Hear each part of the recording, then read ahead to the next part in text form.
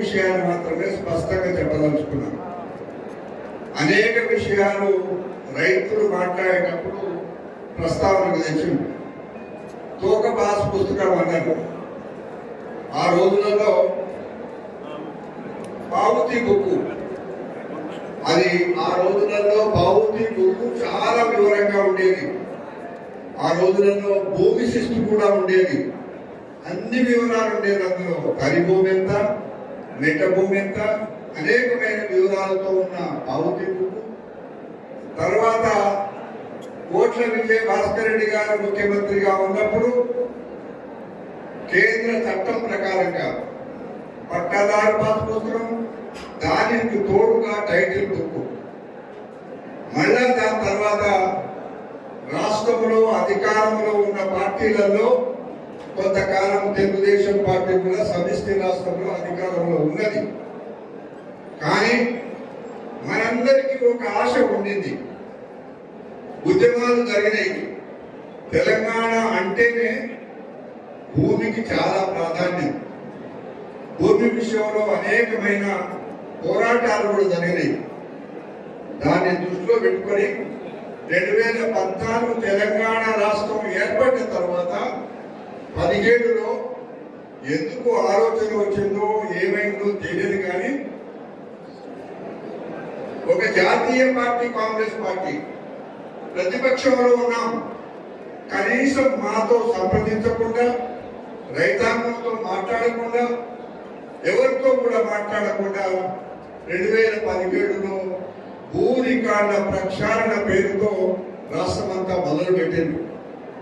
మొదలుపెట్టిన తర్వాత అప్పట్లో ప్రతిపక్షంలో ఉన్న కాంగ్రెస్ పార్టీగా మేము కూడా కేసీఆర్తో అన్నాం, అయ్యా మేము సహకరిస్తాం, కానీ తప్పులు చేయకండి.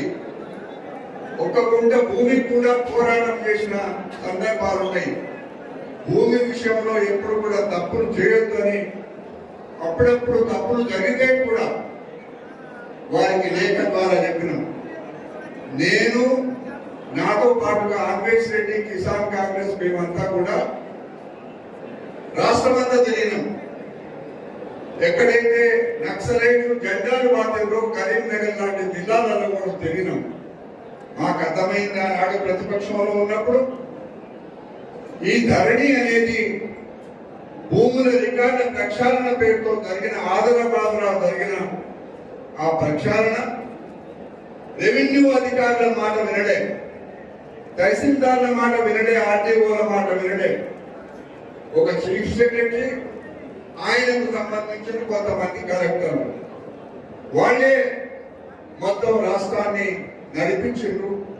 ఆ ధరణి అనే వ్యవస్థను ఎవరికి అప్పచెప్పారు? ఆ రికార్డులు పెట్టాలి అని అంటే పూర్వమైతే నేను ఇందాక మనవి చేసినట్టుగా రాతపూర్వకంగా తహసీల్ ఆఫీసులో రికార్డులు ఉండేవి. కానీ మొట్టమొదటిసారి కేసీఆర్ గారి కుమారుడు కేటీఆర్ గారు ఐటీ మినిస్టర్, ఆయన ఈ మొత్తం రికార్డులన్నీ కూడా ఆన్లైన్ ఉండాలి, ఏవేవో పేర్లు పెట్టి ఒక అమెరికా కంపెనీకి అప్పచెప్పారు. ఆ అమెరికా కంపెనీ ఎవరైనా అని అనుమతిస్తే లోతుగా పోతే అది కేసీఆర్కి ఎక్కడి నుంచో సంబంధం ఉన్న కంపెనీ, దివాలా తీసిన కంపెనీ. ఆ కంపెనీకి అప్పచెప్పినప్పుడు ఈ రైతు బ్యాంకు ఖాతా నెంబర్, ఆధార్ కార్డుతో సహా వాళ్ళకి అప్పచెప్పారు. అంటే పూర్తిగా రైతుకు సంబంధించిన అధికారం అంతా కూడా ఆ అమెరికా కంపెనీకి ఇచ్చాడు. అది ఆనాడు చేసిన నిర్మాణం. ఆ కాలంలో రేవంత్ రెడ్డి గారు పార్టీకి అధ్యక్షుడిగా బాధ్యతలు చేపట్టిన తర్వాత మా అందరితో మాట్లాడి ఒక అభిప్రాయానికి వచ్చిండు. ఓ కమిటీ కూడా వేసిండు. కమిటీ వేసిన తర్వాత అందరం కలిసి చీఫ్ సెక్రటరీ గారి దగ్గరికి వెళ్ళాం. ఆ రోజు రాములు గారు కూడా మాతో పాటు ఉన్నాడు. ఎవరు పోయినా రేవంత్ రెడ్డి గారు పిసిసి ప్రెసిడెంట్ అధ్యక్షుడు, ఎంపీ బట్టి విక్రమార్క అపోజిషన్ లీడరు, శాసనసభ్యులు, ఎంపీలు అందరం కలిసిపోతే గంట సేపు చెప్పినాం చీఫ్ సెక్రటరీకి, అయ్యా ఈ పొరపాటు జరుగుతున్న సందిగ్ధమని. మౌనంగా విన్నాను తప్పిస్తే కనీసం సరి చేసుకోవడానికి కూడా ప్రయత్నం చేయలేదు. కానీ అది అయిన తర్వాత రేవంత్ రెడ్డి గారు ఒక పార్టీ ప్రెసిడెంట్ గా తన బాధ్యతగా అందరినీ సంప్రదించి ఓ రోజు విలేకరుల సమావేశంలో గాంధీ భవన్ లో ఒక మాట అన్నారు. తొందరపడలేస్తున్నా ఆ కంపెనీ వివరాలను తెలుసుకున్న తర్వాత ఒక మాట అన్నాడు చాలా కోపంతో ఆగ్రహంతో, ఈ ధరణి అనేది మేము అధికారానికి వస్తే దీన్ని బంగాళాఖాతంలో పడేస్తాము అనే మాట చాలా ఆవేశంగా అన్నమాట. అది నిజంగా చాలా బాధతో అన్నమాట. దానికి అనుగుణంగానే అధికారానికి మీ అందరి ఆశీర్వాదం వల్ల మేము ఇక్కడ ఒక మాట మనవి చేస్తా ఉన్నాం. ఆ రోజు కాంగ్రెస్ పార్టీ అధికారానికి 2023 డిసెంబర్లో వచ్చింది అంటే రేవంత్ రెడ్డి గారు ఈరోజు ముఖ్యమంత్రిగా అయ్యిండ్రు అంటే ఇక్కడ ప్రభుత్వం ప్రజాప్రభుత్వం వచ్చింది అంటే కేవలం రైతాంగం ఆశీర్వాదం వల్లనే అధికారానికి వచ్చింది. ఈ మాట మేమన్న మాట కాదు. తొలి శాసనసభ సమావేశం జరిగేటప్పుడు ప్రతి party except TRS party, even MIM party వాళ్ళకు పెద్దగా రూరల్ ఏరియాతో సంబంధం ఉండకపోయినా అక్బరుద్దీన్ గారు మాట్లాడుతూ రేవంత్ రెడ్డి గారికి గుర్తు చేసినట్టు మీరు కేవలం రైతుల ఆశీర్వాదంతో అధికారానికి వచ్చిండ్రు అనే మాట. అందువల్ల ఆనాటి నుంచి ఈ రోజు వరకు కూడా రైతుల సంక్షేమం, రైతుల హక్కులు, రైతులకు లాభసాటి వ్యవసాయం ఉండాలని చెప్పి వెంటనే కమిషన్ కూడా వేయడం జరిగింది. ఆ కమిషన్ లో ఒక రెవెన్యూకు సంబంధించిన అనుభవం ఉన్న వ్యక్తి ఉండాలని సునీల్ గారిని పెట్టారు. అదేవిధంగా బాగా వ్యవసాయం తెలిసిన వ్యక్తులతో ఇద్దరు, గోపాల్ రెడ్డి గారు, కేవీఎన్ రెడ్డి గారు. ఈ జిల్లాకు సంబంధించిన దళిత నాయకుడు సుదీర్ఘ రాజకీయాలలో ఉన్న గడుగు గంగాధర్ గారిని కూడా అందులో మెంబర్ గా పెట్టారు. సరే, రాములు నాయకు సరే. ఈ విధంగా కమిషన్ వేసిన తర్వాత మేము తొందరపడలే, ఎవరిని దూషించలే, ఎవరిని మాట్లాడలే. 1 సంవత్సరం అయింది. మేము అర్థం చేసుకున్నది, మేము మా దృష్టికి వచ్చినాయి చాలా తప్పులు జరిగినాయని ఆనాడు ప్రతిపక్షంలో ఉన్నప్పుడు ఏ విధంగా గ్రహించడమో, తరువాత ముఖ్యమంత్రి గారు ఒక మాట మీ అందరికీ మనవి చేస్తా ఉన్నా. నేను ఇందాకనే అన్నా, ఆ రోజు ధరణి తెచ్చేటప్పుడు ఒక మాట మాట్లాడలేదు. కానీ గౌరవ ముఖ్యమంత్రి గారు అనుభవం ఉన్న సునీల్ గారిని ఒక చట్టం చేయమన్నారు. అధికారులకు చెప్పింది, ఒక సమగ్రమైన చట్టం అయిన తర్వాత తొందరపడకుండా ఇదన్నీ ప్రజల ముందు పెట్టండి అని అన్నారు. ప్రజల ముందు పెట్టడమే కాకుండా శాసనసభలో చర్చకు పెట్టింది. ఇంత సుదీర్ఘంగా ఒక రెవెన్యూ చట్టం జరిగిన తప్పిదాలను సరిచేసుకోవడానికి చేసిన ఓ భూభారతి చట్టం రాష్ట్ర చరిత్రలో ఇంత సుదీర్ఘంగా ప్రజలతో తీసిన చట్టం ఎప్పుడు కూడా కాంగ్రెస్ పార్టీ ప్రజాస్వామ్య పద్ధతిలో పోతుంది కానీ ఏకపక్ష నిర్ణయాలు తీసుకోదు. అందువల్లనే భూభారతి చట్టం వచ్చింది. దానికి సంబంధించిన రూల్స్ కూడా ఫ్రేమ్ చేసారు. ఇంకా కొన్ని అనుభవంలో చూస్తే సాదా పరిణామాల సమస్య ఇబ్బందిగా ఉంది. దాన్ని ఏ విధంగా పరిష్కారం చేయాలనేది కూడా కమిషన్ ఒక నిర్ణయానికి వచ్చి ముఖ్యమంత్రి గారికి చెప్పడం కూడా జరుగుతుంది. కాబట్టి నేను మనవి చేస్తా ఉన్నా, మొత్తం దేశంలో ఎప్పుడెప్పుడు మార్పులు తీసుకొస్తే అప్పుడప్పుడు కాంగ్రెస్ పార్టీ తీసుకున్నారు. దానికి ఉదాహరణ ఇందిరాగాంధీ ప్రధానమంత్రిగా ఉంటే భూస్వాములు, జమీందారులు, జాగీర్దారుల దగ్గర మిగులు భూమి తీసుకొని మీలాంటి పేదలకు అందరికీ ఖర్చు పెట్టింది. అంతేకాదు మన్మోహన్ సింగ్ గారు ప్రధానమంత్రి అయిన తర్వాత సోనియా గాంధీ గారు ఒక చైర్మన్ గా పార్టీకి నాయకురాలుగా అనేకమైన మార్పులు చేర్పులు ఆ కాలంలోనే వచ్చినాయి. దానికి తోడుగా ఒక్క మాట నేను మనవి చేస్తున్నా, చివరిగా ఎప్పుడెప్పుడు అనే మాట కేంద్రంలో అధికారానికి వచ్చినా రాష్ట్రంలో అధికారానికి వచ్చినా సంస్కరణలు వచ్చినాయి. రాజశేఖర రెడ్డి గారు ముఖ్యమంత్రిగా 2004లో పదవీ బాధ్యతలు చేపట్టినప్పుడు కేంద్రంలో కాంగ్రెస్ అధికారంలో ఉన్నది. దానికి అనుగుణంగానే రాజశేఖర రెడ్డి గారు అందరినీ సంప్రదించి నా మనసులో ఉన్నది, రైతులు అప్పుల పాలైపోయారు, వీళ్లకు రుణమాఫీ చేయాలనేది ఆలోచన ఆయనకు వచ్చింది. అక్కడ కేంద్రంలో ఉన్నది మన్మోహన్ సింగ్ గారు, దేశంలో ఒక ప్రముఖ ఆర్థిక శాస్త్రవేత్త. సుతరాము ఒప్పుకోలే, రాజశేఖర్ కైసా దేంగే, ఇతనా పైసా కాసే లాయింగే అంటే రాజశేఖర రెడ్డి గారు ఏదేమైనా మేము భరిస్తాం కానీ రైతుకు రుణమాఫీ కావాలి అన్నప్పుడు వారి కోరిక మేరకు రాష్ట్రంలో రుణమాఫీ అయింది, దేశంలో కూడా రుణమాఫీ అయింది. ఆ రకంగా రుణమాఫీ జరిగింది. ఇప్పుడు చాలా మాట్లాడతారు, రైతులు ఆనాడు కరెంటు బిల్లులు కట్టలేక ఎంతో మంది ఇబ్బందులు పడి బోరుబావులు వేసుకొని నీళ్లు పడక ఆత్మహత్యలు చేసుకుంటే రాజశేఖర రెడ్డి గారు నేను అధికారానికి రాగానే తొలి సంతకం పెట్టి కరెంటు మాఫీ చేస్తాను వ్యవసాయానికి అన్నాడు. ఇవన్నీ కూడా రిఫార్మ్స్. అందుకే వచ్చేటప్పుడు ఒక పుస్తకం తేవాలనిపించింది నాకు.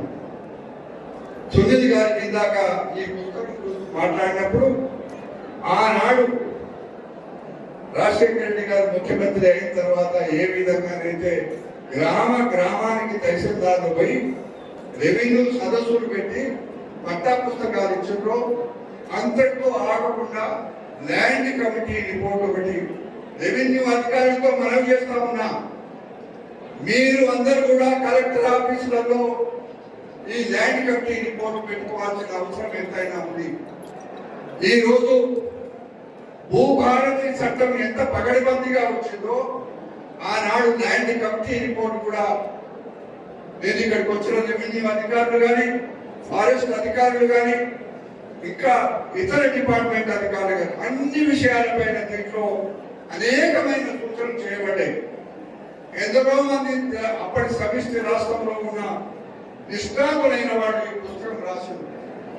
ఒక సందర్భంలో నేను ఒక 2 చోట్లకు పోయినప్పుడు కలెక్టర్లు అడిగితే వెంటనే వారికి ఆ పుస్తకం ఇచ్చిన. ఈ పుస్తకంలో నేను కూడా పొద్దున వచ్చేటప్పుడు ఇక్కడికి పోతున్నాము, గాంధారికి పోతున్నాం, ఇక్కడ ఏమైనా ఇందులో ప్రస్తావన ఉంది అని చెప్పి నేను పుస్తకంలో వెతికిన. కానీ ఆదివాసీల విషయంలో అనేకమైన సూచనలు ఇందులో ఉన్నాయి. ఈ పుస్తకంలో ఉన్న దాంట్లో ఎక్కువ ట్రైబల్ భూముల విషయంలోనే ఉంటాయి. కానీ ఇందాక సునీల్ గారు మాట్లాడినట్టుగా ఈ ప్రాంతం గాంధారి సమస్యలు భిన్నంగా ఉన్నాయి. దీంట్లో మీరు ఆందోళన చెందాల్సిన అవసరం లేదు.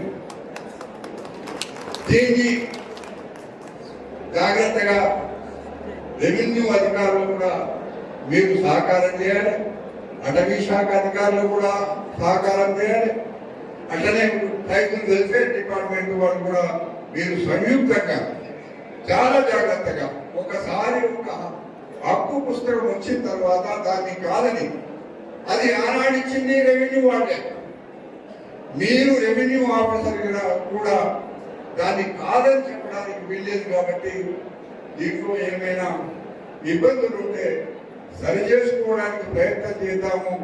అతి తొందరలోనే మళ్ళీ ఒకసారి మీరిచ్చిన దరఖాస్తులు కానీ మీరిచ్చిన సూచనలు కానీ అధికారులు చెప్పిన మాటలు కానీ అవన్నీ కూడా మా కమిషన్ తరఫు నుంచి వచ్చిన ఒక అధికారి పూర్తిగా రికార్డు చేసుకున్నాం. మేము హైదరాబాద్ పోయిన తర్వాత ఈ ప్రాంతం సమస్యలు ప్రత్యేకంగా భూమి సమస్యలు, హక్కు సమస్యలు, మీకు రావాల్సిన పంట రుణం విషయంలో బ్యాంకుల నుంచి రుణాలు, ఇతర కార్యక్రమాల విషయంలో క్షుణ్ణంగా ఆలోచన చేసి రైతు బిడ్డ రేవంత్ రెడ్డి గారి పరిపాలన కాబట్టి రైతుకే ప్రధానమైన బాధ్యత కానీ ప్రధానమైన హక్కు కానీ ఉంది కాబట్టి రేవంత్ రెడ్డి గారు ఎప్పుడు మాట్లాడిన సుమారు నా రాజకీయ జీవితంలో నేను అందరితో ఎంతో మంది 5 ముఖ్యమంత్రులుగా ఉన్నప్పుడు కూడా నేను శాసనసభలో ఉన్నాను. భారతదేశంలో ఇప్పటి వరకు కూడా ఏ ప్రభుత్వాలు కూడా ఇంత ఆర్థిక సహాయము రైతులకు చేసిన దాఖలాలు లేవు. 2 సంవత్సరాలలో 1,05,000 కోట్ల రూపాయల ఆర్థిక సహాయము ఏదో రకంగా రైతులకు అందింది. ఇంకా రైతులకు చేయవలసిన అనేకమైన కార్యక్రమాలు ఉన్నాయి. ఈ సహకారం కావాలి. మీరు తొందరపడకండి, ఓపికతో అధికారులకు చెప్పండి. ఇంకా ఓపిక ఉంటే హైదరాబాద్ రండి, మా కమిషన్ ఆఫీస్కు రండి, మాకు చెప్పండి. కాబట్టి మీరు ఏ విధమైన ఆందోళన చెందకుండా, ఇది కాంగ్రెస్ పార్టీ ప్రజా ప్రభుత్వం, ఇందిరమ్మ రాజ్యం తీసుకొచ్చిన ప్రభుత్వం, ఇందిరమ్మ ఆలోచనలు అమలు చేసే ప్రభుత్వం. కాబట్టి చివరిగా 2 సార్లు అనుకున్నాం ఇక్కడికి రావాలని, కానీ చివరిగా రాములు నాయక్ పట్టుబట్టిండు పోదాం ఇట్లనన్నా అని. చివరికి ఈ రోజు రావడం జరిగింది. మీరు అందించిన సహకారం, మీరు ఓపికతో చాలా విషయాలు విన్నారు. మీరు కడుపులలో ఇంకా బాధలు ఉన్నాయి, కొంతమంది చెప్పుకోవాలని ప్రయత్నాలు ఇప్పటికి కూడా చేస్తున్నారు. సమయం అయిపోయింది కాబట్టి మీ కడుపులో ఉన్న బాధ చెప్పలేని ఇంకేమైనా ఉంటే కూడా దరఖాస్తు రూపేణా అధికారులకు ఇవ్వండి, మాకు కూడా పంపించండి అని చెప్పి మనవి చేస్తూ నేను అధికారులతో మనవి చేస్తా ఉన్నాను. ఆనాడు ఏప్రిల్ 14వ తేదీన అంబేద్కర్ జయంతి రోజు కలెక్టర్లు, ఆర్టీఓలు, తహసీల్దార్లు మేము కూడా అక్కడ ఉన్నాం. ఆ రోజు మిమ్మల్ని అందరినీ ఉద్దేశించి మాట్లాడింది.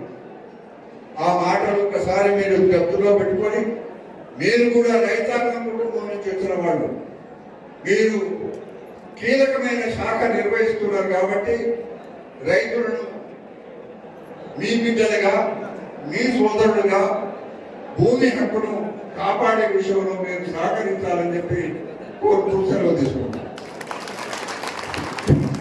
Thank you sir. ఇక్కడ ఉన్నటువంటి అధికారులు చాలా మంది మీరు చెప్పినట్టు రైతు బిడ్డలమే, ఇక్కడ ఉన్నటువంటి రైతు సోదరులు కూడా మా వాళ్ళే అని చెప్పి ఒక ప్రయత్నంతో మేము వాళ్ళ సమస్యలు పరిశీలిస్తాం సార్. తదుపరి జిల్లా యంత్రాంగం తరఫున అడిషనల్ కలెక్టర్ విక్టర్ సార్ గారు సందేశం ఇస్తారు.